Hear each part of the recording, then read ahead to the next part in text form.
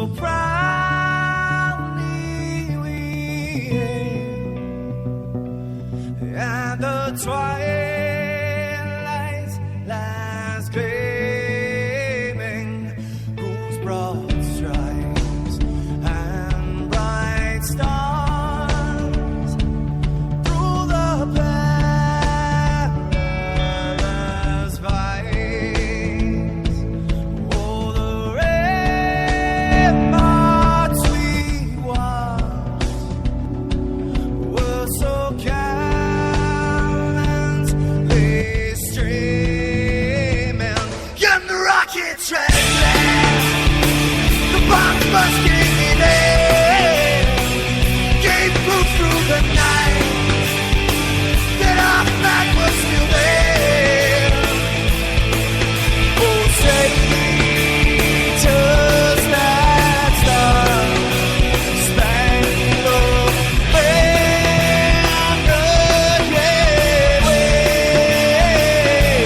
for the land under the frame, and the home of the brave.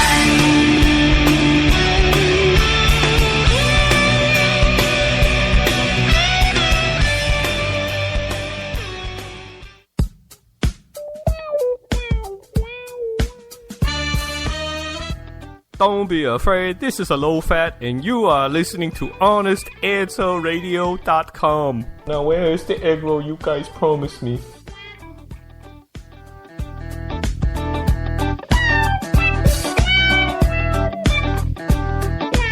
The views and opinions expressed on the Honest Answer Radio show are the opinions of Honest Answer Media and no one else. If you're hearing a syndicated broadcast of this show, don't hold it against the broadcaster. Rather, congratulate them on their openness, tolerance, and respect for the First Amendment to the Constitution of the United States of America. Thank you very much.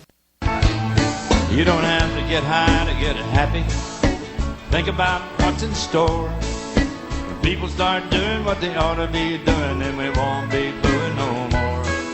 When the president goes through the White House door, does what he says he'll do, we'll all be drinking free bubble up, eating some rainbow stew. Eating rainbow stew in a silver spoon underneath that sky blue. We'll all be drinking some free bubble up, eating a rainbow stew. Once more. Well, welcome one more time to Honest Answer Radio here on HonestAnswerRadio.com. I'm going to be the Marty half of your dynamic host and duo this evening. Well, what if I don't feel dynamic? I'll be the Casey half, but I'm not going to be the dynamic Casey half. You're not? I'm rebelling. You're rebelling tonight? Mm-hmm. But we're still going to be punching the mainstream media in the teeth, right? Oh, yeah, we can't stop doing that. I mean, with what we've got in store tonight, I think the mainstream media and pretty much everybody in the Obama camp's going to be, metaphorically punched in the teeth by the time we're through, right? And all the people that are providing media cover for those types. Well, yeah, exactly. I just don't even, all right, here's what we've got, folks. This is what we've got to choose from tonight. We've got Obamacare, all right? It's reared its ugly head again. There's been a few little updates over the past few days, so we got to talk about that. We also got to talk about immigration. I know. Look, y'all, I don't want to talk about it either. I know. I'm sick to death of talking about this mess. But as long as rhinos like John Boehner and Paul Ryan keep meeting with Democrats and saying, we've got to come to a compromise on this. Yeah. As long as they keep doing that, we have to keep bringing it up. Well. What else we got, Marty? Dude. I got to talk about the Department of Justice tonight. I don't want to. Again, dadgummit, this ties back into that ding-blasted Zimmerman trial. But it's not so much about the trial itself as it is what our Department of Justice is doing with our tax dollars in our name, in your name, in my name. whether you like it being done or not. Yeah, it ain't like we got a whole lot of choice in this. And it's look. This one even kind of made me go, "Do what?" Because it's so far out there in left field that I didn't see this one at all. I really didn't. They got me. They caught me with my mouth open this time. But that's what we've got on our plate tonight, and I don't know which one I want to. All of these topics, all of them, tie back into a failure of one kind or another from the commander-in-chief and Bingo. the office of the commander-in-chief and basically the whole executive branch. Man, there has been a lot of dignity taken from the office of the White House over the past 5 years or so. I mean, Marty, do you think that Obama is getting much respect from around the world? Do we have any evidence that American prestige is still intact? Well, Hugo Chavez liked him, and Fidel Castro likes him. There you go. Wait a minute. There's more. What's his name? Ahmadinejad liked him. Gaddafi liked him up until, he helped but kill did him. any of those people actually have any respect for Barack Oh, Obama? no. No. The type of respect that you're talking about, that left the office in 2008. Really and truly. Right about the time Obama went on his world apology tour, the kind of respect that this country's had over the years, it evaporated overnight. I mean, and the kind of respect I'm talking about is like, I am not afraid of a train. There's nothing about trains that scare me in the slightest. However, that doesn't mean that I'm going to stand on the tracks and scream nanny nanny boo boo and think that the train is not going to mush me. You know what I'm saying? I have a healthy fear that if I stand on those tracks long enough, I'm going to get hit by a train and die. Well, say what you want about George Bush. I mean, we didn't like him either, but he at least had some respect around the world, as did his Secretary of State, Condoleezza Rice. People might not have liked either George Bush or Condi Rice, but they gave them some respect. There were heads of state that did not like to deal with Condoleezza Rice because she was a woman. But they did not disrespect her. They did not stand her up. Look, Vladimir Putin is famous for making people wait on him. I mean, he is famous for that. And it's something he picked up in his work at the KGB. What it is it's kind of like if you make somebody wait a long time, then when you finally get to them, the theory is that you're going to be off balance because you're getting frustrated for waiting too long, and therefore the one that made you wait will have the upper hand. Not to mention that the person who makes people wait is the one who's in charge. You know who he didn't make wait? Condi Rice. Condi, that's right. He didn't make her wait not 1 second. I think he might have even showed up early. It was a sign of respect. He darn near stood Joe Biden up, or John Kerry, whoever it was the other day. Made him sit out and wait 2 hours, I believe. Yeah. Now, we don't have any respect. And you know why? You know why, man? Because of things like what we're going to talk about tonight. Let's start with Obamacare. Can we start there? Let's start with Obamacare. You remember that? Everybody remembers what Obamacare is. I mean, now, it should have already been enacted in several ways, but people still aren't familiar with it because, quite frankly, we still don't know everything there is to know about it. We have found a whole bunch of hiccups and uh-ohs and whoopsie-daisies. We didn't mean for that to be in there.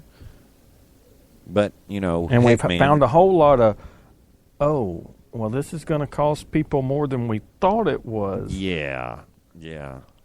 There's a lot of that in there. But, as a matter of fact, there's so much of that in there. that Obama went and caved in to big business rather than the people, you understand. Right. But he right. caved in to big business and decided to delay implementing the big employer mandate until 2014, after the election. After the election.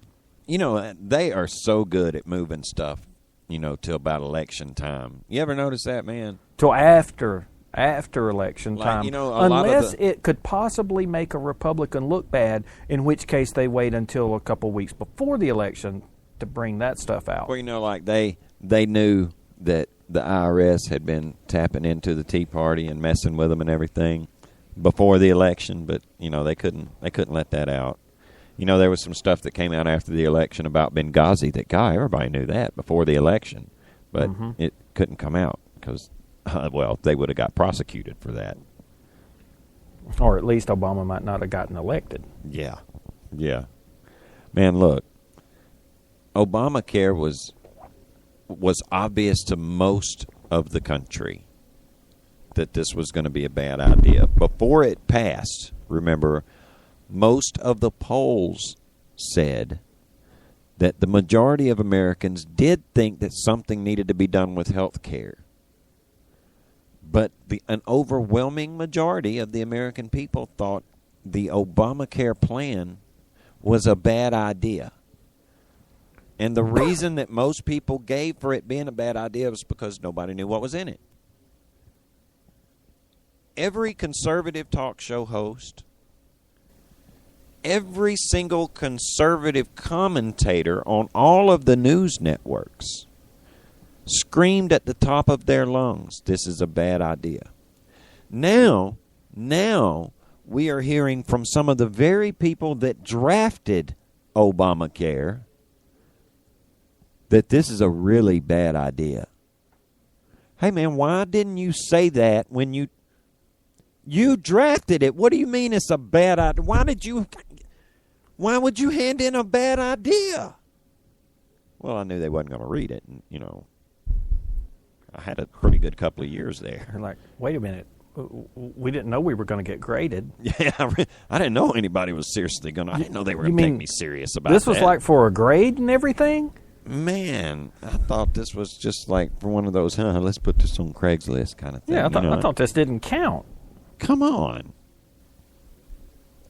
I don't know, man. I got to tell you, I'm listening to all these people freaking out on like really liberal news stations, man, that are freaking out about some of these things coming out about Obamacare and how much it's going to cost people and how much it's going to cost the average citizen. And I'm going, was y'all not paying attention? I mean, they're saying some of this stuff like it's the very first time it ever came out. I know. You know, like the fact that the average household will not even be able to afford the lowest insurance premium under Obamacare.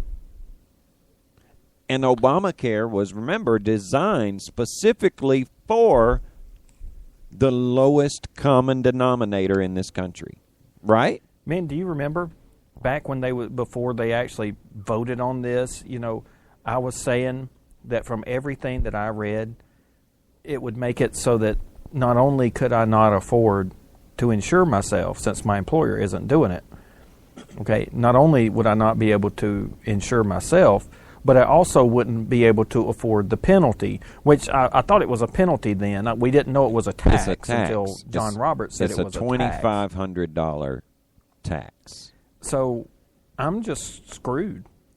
I couldn't afford $2,500 a year in insurance premiums, man. You break that down into 12 easy monthly installments, and they ain't nothing easy about that. That's a car payment, man.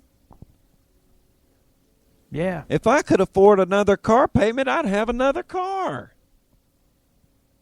Give me a break. But see, if big business, and by big business, we mean people with more than 50 employees. That's just how big a business we're talking about.